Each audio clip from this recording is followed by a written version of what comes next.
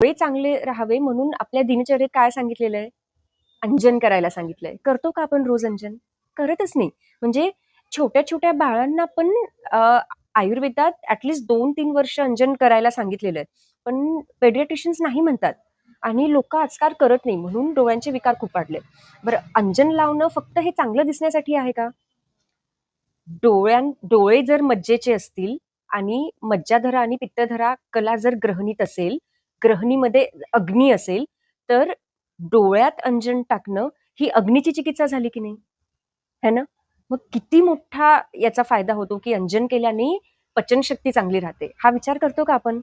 म्हणून तुम्ही बघा, की जे मुस्लिम लोकं आहेत ना, तर ते खूप अंजन करतात बरं का आणि किती नॉन खातात, पण तरी त्यांना पोटाचे विकार मला पेशंट जेवढे आहे, त्यातले खूप लोकं असं सांगतात, की त्यांना पोटाचे विकार नसतात. ते इतर काही यांनी त्रस्त असतात.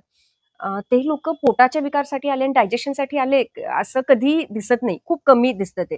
तर ते मोठे-मोठे जेंट्स असले ना माणसं, ते पण अंजन लावतात. आपण बघतो. तर त्याचा फायदा आहे, की त्यांची ग्रहणी चांगली राहते, पित्तधरा आणि मज्जाधरा कला चांगली राहते, अग्नी चांगला राहतो आणि म्हणून पचन चांगलं राहतं. कितीही कितीही हार्ड फूड खाल्लं तरी ते पचवू शकतात त्याला. इतकं अंजनाला महत्त्व आहे बरं का. नाही रोज करणं झालं, तरी आठवड्यातून एकदा फक्त जर सुरवारी हिरडा माहिती आहे ना?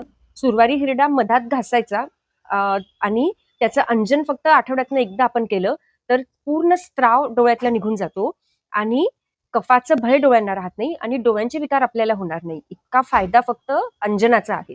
तर एवढं सोप्या-सोप्या गोष्टी तेवढ्या आपण करू शकतो.